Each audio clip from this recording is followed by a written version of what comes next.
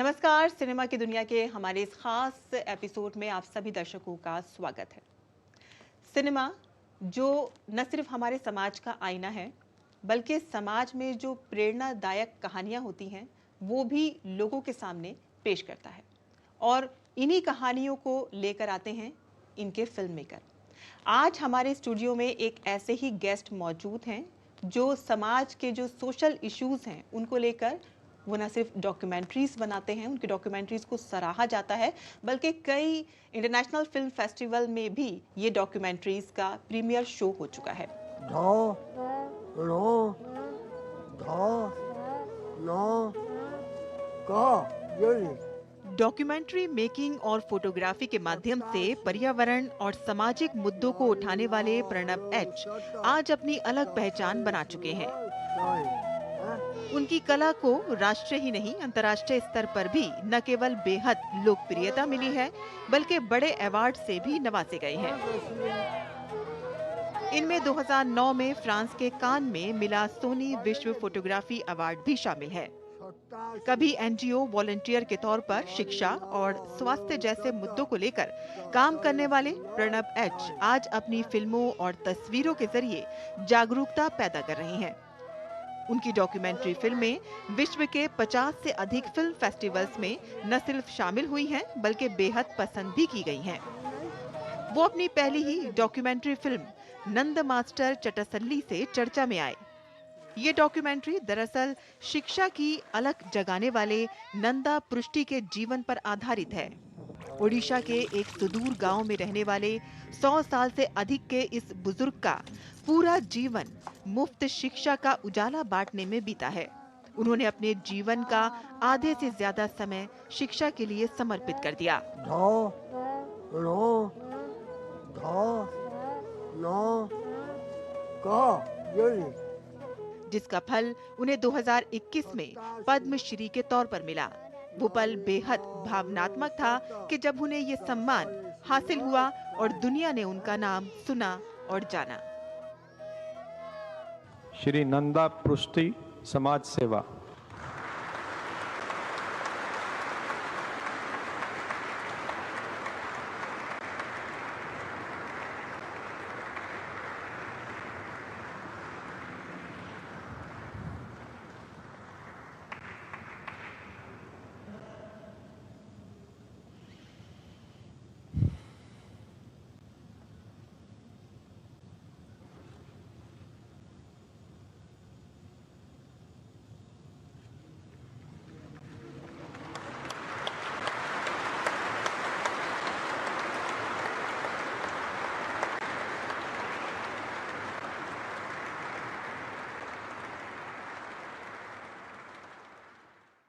हमारे साथ प्रणब एच इस वक्त मौजूद हैं। जो फिल्म मेकर होता है उसका यही सपना होता है कि वो एक इंटरनेशनल फिल्म प्लेटफॉर्म तक पहुँचे और वहाँ पर अपनी जो उसकी जो मेकिंग है उसको प्रदर्शित करे, और आपको इतना बड़ा प्लेटफॉर्म मिला, तो कैसा आपका रिएक्शन रहा है?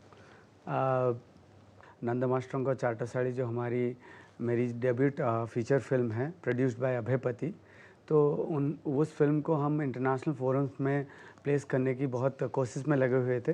इस फिल्म को लेकर ऑब्वियसली एक बड़े शहर में मैं बैठ नहीं रहा हूँ, तो भुवनेश्वर से ऑपरेट करके वहाँ से मैं एफर्ट्स लगा रहा था कि कैसे फिल्म बड़े इंटरनेशनल फेस्टिवल्स में वो करा जाए और अप्रिशिएट करा जाए। तो काफ़ी मशक्क़त करनी पड़ी पूरी एक साल में, क्योंकि ये ऑब्वियस उस तरह का नैरेटिव फिल्म नहीं है। ये एक यूनिक फिल्म है और इसकी ट्रीटमेंट डॉक्यूमेंट्री ड्रामा है, तो इसकी ट्रीटमेंट भी थोड़ी हटके है फेस्टिवल से जनरली, और ना ही ये कमर्शियल में फिट होता है। तो उसके लिए एक अलग स्ट्रगल था, लेकिन ऑब्वियसली 6-8 मंथ्स के बाद अचानक से एक दिन बुसान इंटरनेशनल फिल्म फेस्टिवल से मेल आता है कि हम आपको बुसान प्लेटफॉर्म में इनवाइट कर रहे हैं, आप अपने बॉडी ऑफ वर्क के बारे में बात कीजिए।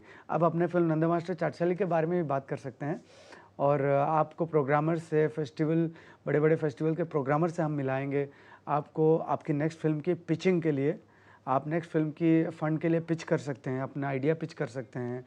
रीजनल जगह पे रह के, भुवनेश्वर जैसे जगह में रह के, जो कि एक बहुत बड़ा कोई फिल्म सिटी है नहीं, वहाँ से रह के मैं वहाँ से आके अपनी फिल्म को लेके बुसान इंटरनेशनल फेस्टिवल, जो कि एशिया का लार्जेस्ट फिल्म फेस्टिवल है और वर्ल्ड का one of the largest film festival माना जाता है।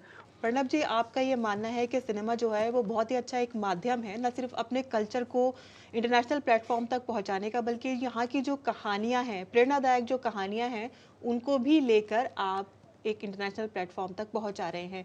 तो आपने रीजनल सिनेमा की बात की, किस तरह से आप बदलता हुआ देख रहे हैं रीजनल सिनेमा को आप? रीजनल सिनेमा की अगर बात हो जो अभी बदल रही है, और वो बहुत अच्छा हो रहा है, क्योंकि देखिए हम बड़े शहर में रह के बड़ी बड़े बिग बजट फिल्में बनाते हैं और मेन स्ट्रीम लैंग्वेजेस में बनाते हैं, तो उसमें एक सर्टन ग्लैमर हमको मिलता है, एक सर्टन अमाउंट ऑफ बजट होता है, एक फ्लोरिशमेंट होता है और थोड़ा कंपैरेटिवली कंफर्टेबल भी होता है। एक सिस्टम बनी होती है, आप उस सिस्टम में उतर जाओ तो आपको कुछ नहीं करना होता है, आप बस टैलेंटेड होने चाहिए, थोड़ा मेहनत करने वाले होने चाहिए, आपको धक्का मार के आपकी नैया पार हो जाएगी। लेकिन रीजनल सिनेमा में ऐसा कुछ नहीं होता। रीजनल सिनेमा में आप ही अपने गुरु बनते हो, आपको ही फिल्म को आगे ले जाना है, तो उसमें फिर कई कमियां होती हैं। बजट की कमियों की वजह से ये जो कंज्यूमराइज्ड वर्ल्ड है, जो पैसे से चलती है, तो इसमें जब आप एक रीजनल जगह पे जाके काम करते हो, सब रीजनल के लोगों के भी एस्पिरेशन होते हैं, वो भी चाहते हैं कि बड़ी गाड़ी में हम बड़ी गाड़ी चलाएं, अच्छा घर बनाएं, हमारे पास भी आईफोन हो।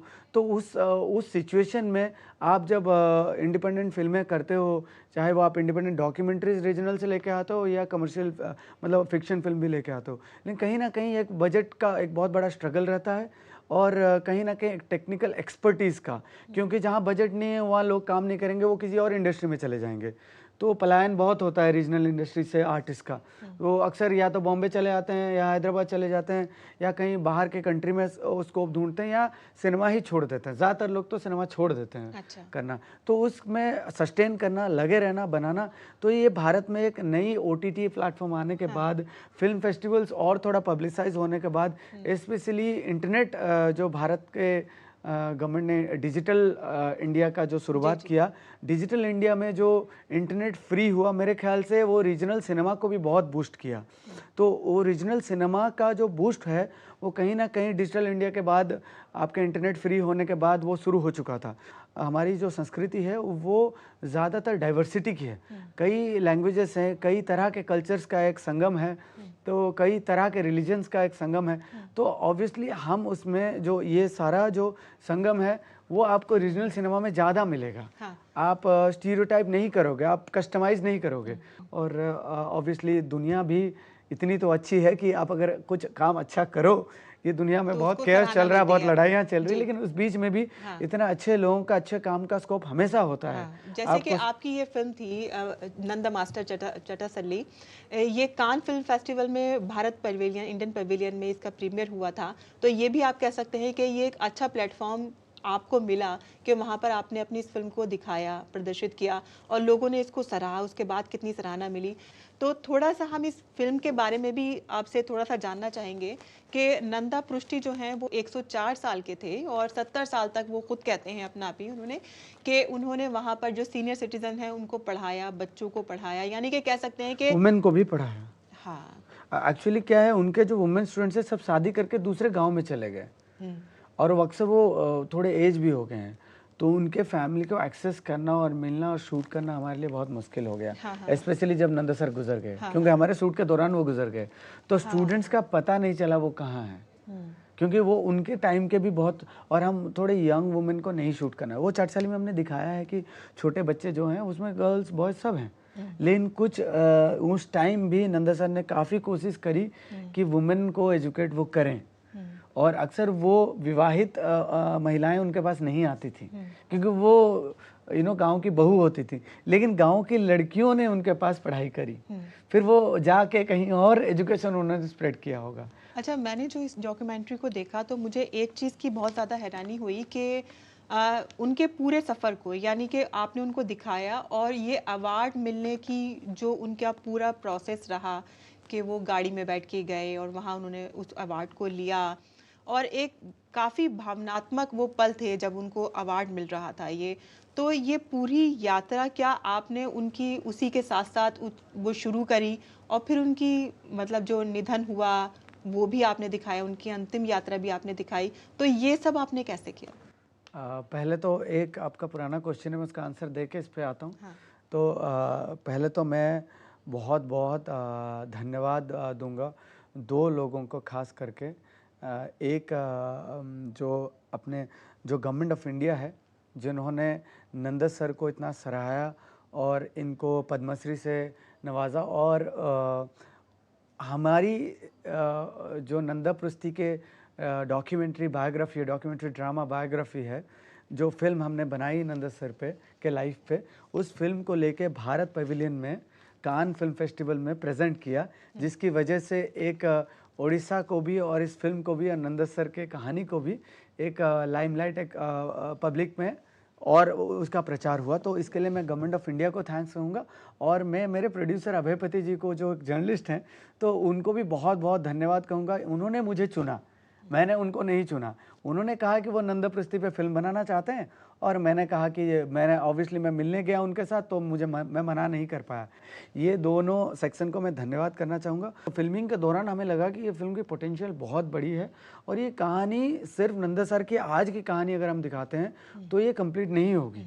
इनकी जो स्ट्रगल है, जो ये 70 साल का तपस्या है, और वो 70 साल से पहले जो 30 साल का कमल है, जो नंदा सर खिलने में लगे, वो कैसा था, तो वो उनके ट्रायल्स एंड ट्रिबुलेशंस, हमें लगा कि इसको एक्टर्स के ज़रिए दिखाना पड़ेगा, और तब जाके इसका पूरा जस्टिस, पूरी कहानी सामने आएगी।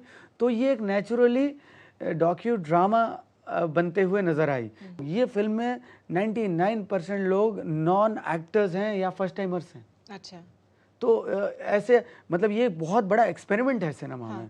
लेकिन आपको इसके लिए कुछ ना कुछ चैलेंजेस भी फेस करने पड़े होंगे, क्योंकि उन लोगों को तो कुछ नहीं पता है वहाँ पे, मतलब एक ऐसा रिमोट गांव है कि जहाँ पर बहुत ज़्यादा सुविधाओं का भी अभाव है वहाँ पे, तो वहाँ जाके बहुत ज़्यादा चैलेंजिंग रहा होगा आपके लिए। जी बिल्कुल, ये एक तरह का कहते हैं ना आखिरी गांव, द लास्ट माइल विलेज।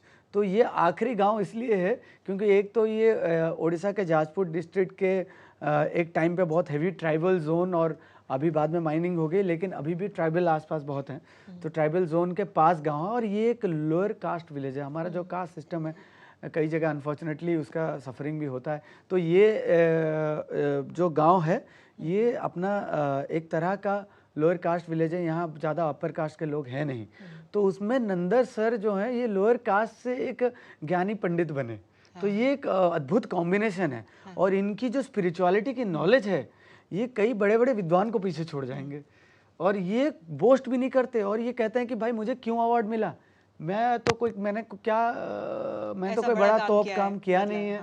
तो ये उनकी सिंप्लिसिटी, और ये आखिरी दम तक, और ये हर किसी को जो न्यूज़ करना है पहले मना करते हैं, ये सब की ज़रूरत नहीं है। लेकिन जब हम उनको कन्विंस कर रहे थे, हम उनको रिक्वेस्ट कर रहे थे, तब वो हमको खुश करने के लिए उनने फिल्म करवाई, ना कि वो खुद को प्रोजेक्ट करना चाहते थे। वो उनको था कि उनको अवार्ड भी नहीं चाहिए। उन्होंने कहा नहीं, वो ठीक है, आशीर्वाद दे दूंगा, मुझे अवार्ड नहीं चाहिए। जब उनको पद्मश्री मिला तो यकीनन आपको बहुत ज़्यादा खुशी हुई होगी, क्योंकि ये एक कलेक्टिव आप लोगों की मेहनत थी जिसकी वजह से ये सब कुछ हो पाया। उनकी खबरें जो है वो लोग उनकी ज़िंदगी के बारे में जान पाए, और उनकी जो पूरा संघर्ष रहा है उसके बारे में भी वो जान पाए।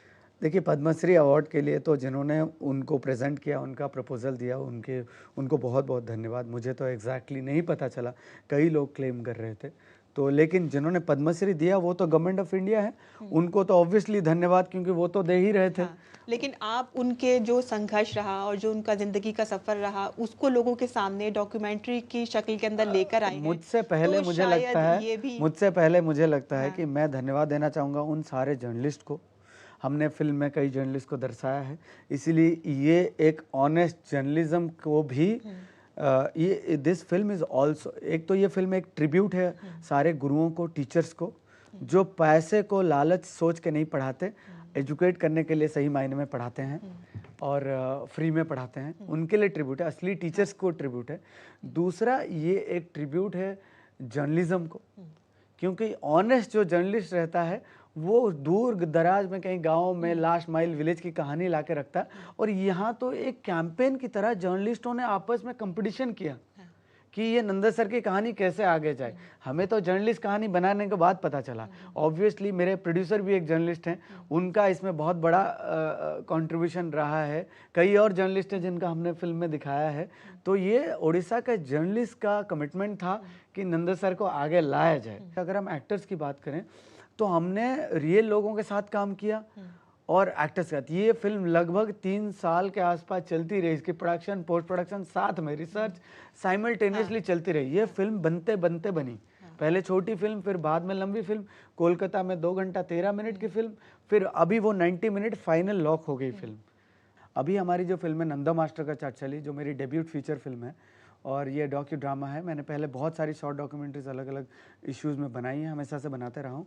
ये नंदा मास्टर चाटचाली जो फिल्म है, अभी भी हम एक इंटरनेशनल प्रीमियर के लिए ऑफिशियल प्रोग्राम्स में स्ट्रगल कर रहे हैं, क्योंकि हमारे पास कोई क्यूरेटर नहीं है, ना हमारे पास बहुत बड़ा बजट है स्पेंड करने के लिए। आजकल थोड़ा सा फिल्म फेस्टिवल ज़रूर कमर्शियलाइज भी हो गया है, क्योंकि बड़े बड़े OTT आ गए हैं, बड़े बड़े प्लेटफॉर्म्स आ गए हैं। तो ऑब्वियसली हम भी चाह रहे हैं कि हम अपनी फिल्म जो है नेटफ्लिक्स में दिखाएं या G5 में दिखाएं या हॉटस्टार में दिखाएं, और उसको हम हिंदी में डब करके सारे इंडिया को दिखाएं और सबटाइटल में वर्ल्ड ओवर दिखाएं। ज़रूरत पड़े तो इंग्लिश में भी डब करेंगे, तो थिएट्रिकल रिलीज़ करें। क्योंकि मुझे सब ने, जिस फेस्टिवल्स में भी गया, सब ने कहा कि ये फिल्म जो है ये सबके लिए है। ये ऐसी डॉक्यूमेंट्री नहीं है कि कुछ गिने चुने क्रिटिक्स देखें, ये इसमें सब लोग अपने आप को ट्रांसेंड करके देख पाएंगे ये कहानी में। तो और ये जो हमारी टीचिंग की धरोहर है, हमारे देश की संस्कृति की धरोहर है, वो भी इस फिल्म में समाई है। तो इसलिए अगले पीढ़ी के लिए ये एक 100 साल से आदमी हमारे संस्कृति को, हमारे धरोहर को किस तरह से बचा कर रखा था, वो उनके सामने जाएगी। तो ये फिल्म हमें, मेरा एक लास्ट रिक्वेस्ट है, अभी तक इंडियन गवर्नमेंट के ऑफिशियल फिल्म फेस्टिवल में, जबकि हमारी फिल्म लिप्जिग में अप्रिशिएट की जा रही है, हमारी फिल्म कान में भी उसमें दिखाई गई, भारत पवेलियन में, और मुझे बुसान में बुलाया जा रहा है, लेकिन इंडियन फिल्म फेस्टिवल में, ऑफिशियल जो गवर्नमेंट ऑफ इंडिया की फिल्म फेस्टिवल में, चाहे वो मिफ हो जो कि 200 डॉक्यूमेंट्री दिखाई, या फिर इफ़ी हो, वहाँ अगर हमारी ये फिल्म दिखाएगी, हमारे लिए वही ऑस्कर होगा। बहुत बहुत शुक्रिया कि आप दूरदर्शन के प्लेटफॉर्म पर आए, आपने अपनी बात कही और अपनी फिल्म मेकिंग के बारे में हमको यहाँ पर बताया। बहुत बहुत धन्यवाद दूरदर्शन को मुझे बुलाने के लिए।